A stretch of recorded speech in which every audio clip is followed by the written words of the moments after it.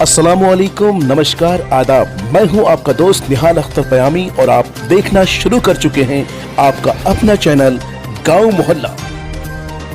दोस्तों, देश और दुनिया की तमाम तर खबरों के लिए हमारे साथ बने रहिए।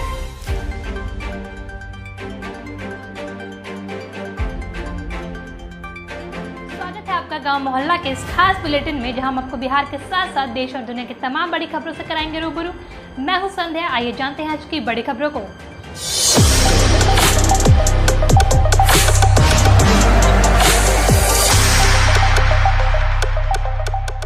तबलीगी जमात के निर्दोष लोगों पर चल रहे मुकदमा को वापस लेने के संबंध में मुख्यमंत्री बिहार के नाम किशनगंज जिला पदाधिकारी को ज्ञापन सौंपने पहुंचे AIMIM के बिहार प्रदेश अध्यक्ष अख्तरुल ईमान, MIM के किशनगंज विधायक कमरुल हुदा, MIM प्रदेश कोषाध्यक्ष मजरुल हसन और शाहिद रब्बानी। देखिए स्पेशल रिपोर्ट। सिलसिला में आए थे DM साहब क्या?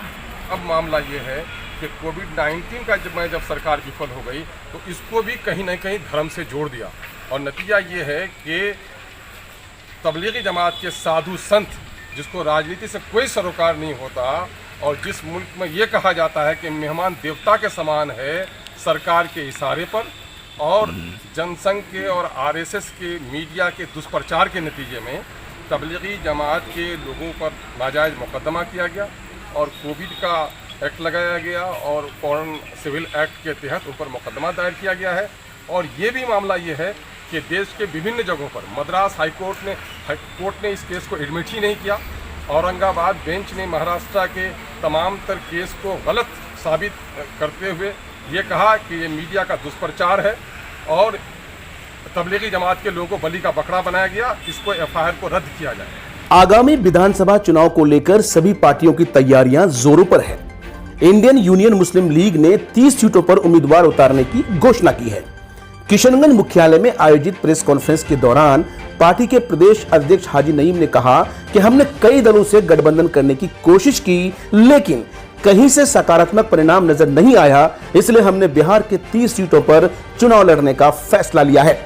मुस्लिम बहुल क्षेत्र सीमांचल को लेकर उन्होंने कहा कि यहां की 14 सीटों पर पार्टी उम्मीदवार उतारेगी। वहीं पार्टी के जिला अध्यक्ष मोहम्मद नाजिम ने गांव मोहल्ला से खास बातचीत के दौरान कई अन्य महत्वपूर्ण जानकारियां साझा की।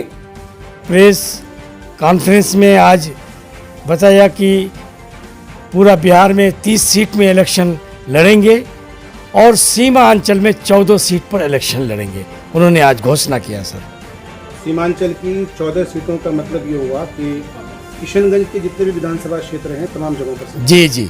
सर, किसी तरह कोई कोलैबोरेशन, किसी के साथ कोई गठबंधन वगैरह की बात हुई? जी, हम लोग इंडियन यूनियन मुस्लिम लीग शुरू से ही कोशिश में रहा कि जितने भी माइनॉरिटी पार्टियां हैं सबसे हम सब लोगों से मिलकर के हम लोग इलेक्शन लड़े।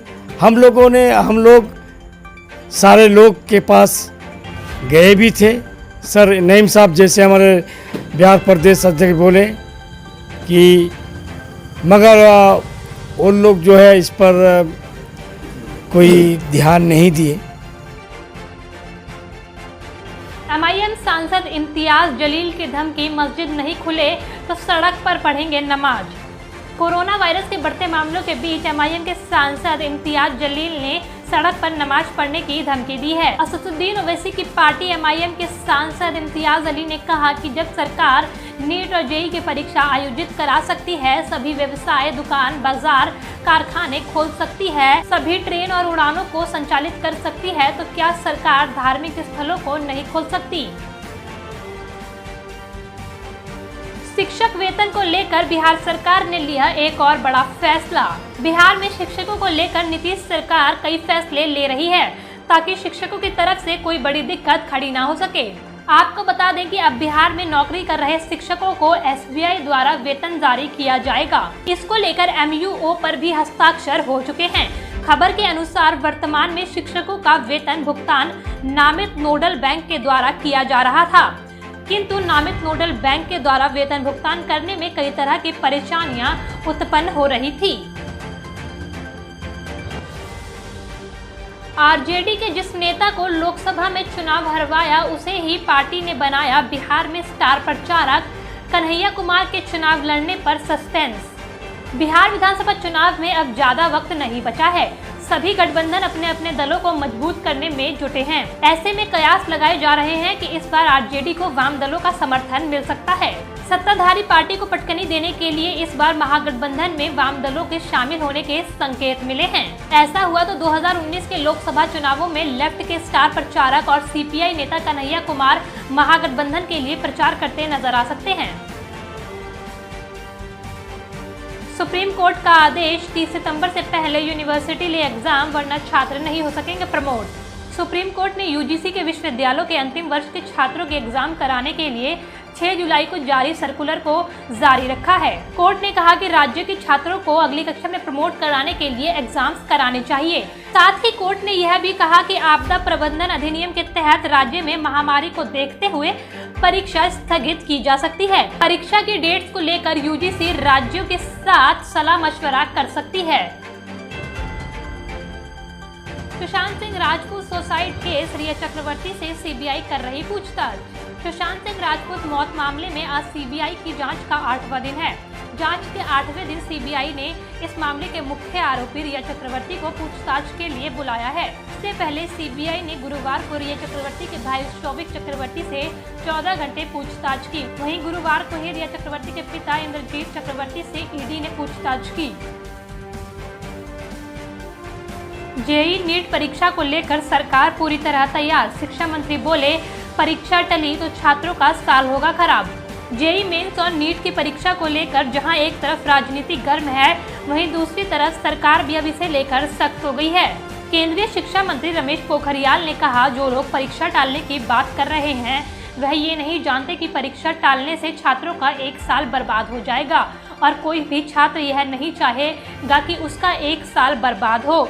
इसलिए परीक्षा नहीं टलेगी और परीक्षा समय पर ही होगी। सीट शेयरिंग पर आरजेडी और कांग्रेस की डील लगभग फाइनल, पटना पहुंचे नए प्रभारी। बिहार विधानसभा चुनाव को लेकर महागठबंधन के अंदर हलचल तेज हो गई है।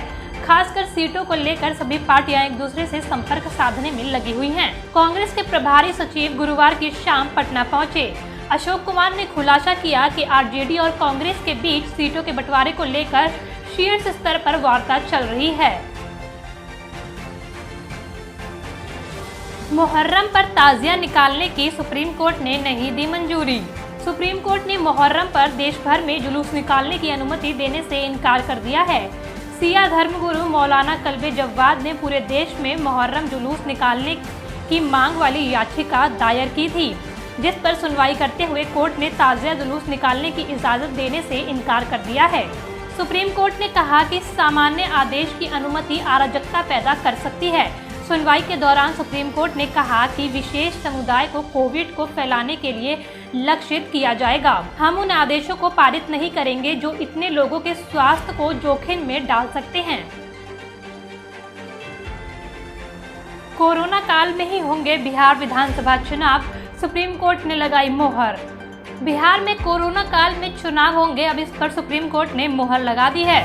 शुक्रवार को इस मामले की सुनवाई करते हुए सुप्रीम कोर्ट ने चुनाव आयोग को चुनाव कराने की अनुमति दे दी है। देश की सबसे बड़ी अदालत ने कहा कि कोरोना के चलते चुनाव नहीं टाले जा सकते। कोर्ट ने कहा कि चुनाव को रोकने के लिए दायर याचिका गलत है। चुनाव को किसी भी कीमत पर टाला नहीं जा सकता है। अविनाश ठाकुर ने चुनाव को रोकने के लिए सुप्रीम कोर्ट में याचिका दायर की थी। सुप्रीम कोर्ट ने कहा कि चुनाव कराने की आजादी चुनाव आयोग के पास है। तेजस्वी यादव के निजी सचिव संजय यादव के कोरोना पॉजिटिव होने के बाद तेजस्वी यादव के चुनावी अभियानों पर लग गया ब्रेक। बिहार विधानसभा में नेता प्रतिपक्ष एवं तेजस्वी यादव के राजनीतिक सलाहकार संजय यादव को कोरोना पॉजिटिव पाया गया। संजय यादव तेजस्वी यादव के साथ साए की तरह रहते थे, जिसके बाद तेजस्वी यादव का कोरोना संक्रमण होने का खतरा और बढ़ गया है और तेजस्वी यादव ने खुद को होम आइसोलेशन कर लिया है। वहीं दूसरी ओर आगामी विधानसभा चुनाव को लेकर तेजस्वी यादव की व्यस्तता वर्तमान में बढ़ी हुई थी, लेकिन संजय यादव के कोरोना पॉजिटिव होने के बाद उनके चुनावी अभियान थम गए हैं। पटना के निजी स्कूलों पर एक्शन लेने में प्रशासन के कांप रहे हाथ। अधिक फीस लेने वाले एक भी स्कूल पर नहीं हुई कार्रवाई। पटना में फीस बढ़ाने वाले एक भी निजी स्कूल पर अभी तक कार्रवाई नहीं की गई है। अधिकारियों ने फाइल को लटका कर रख दिया है। मनमानी फीस वृद्धि को लेकर इस बार पटना के 32 स्कूलों के खिलाफ अभिभावकों ने शिकायत दर्ज कराई थी। शिकायत के 4 माह से अधिक बीत गए हैं, लेकिन शिक्षा विभाग ने निजी स्कूल प्रबंधन पर अब तक कोई कार्रवाई नहीं की है। प्रशासन अभी भी अभिभावकों से सिर्फ सबूत मांगने की कानाफूसी कर रहा है। लालू प्रसाद यादव की जमानत याचिका पर टल गई सुनवाई। अब 11 सितंबर को होगी सुनवाई। बिहार की चुनावी तैयारियों के बीच आज आरजेडी के सुप्रीमो लालू प्रसाद यादव की जमानत याचिका पर सुनवाई होनी थी, लेकिन रांची की हाई कोर्ट ने आज इस याचिका पर सुनवाई टाल दी है। अब यह सुनवाई 11 सितंबर को होगी।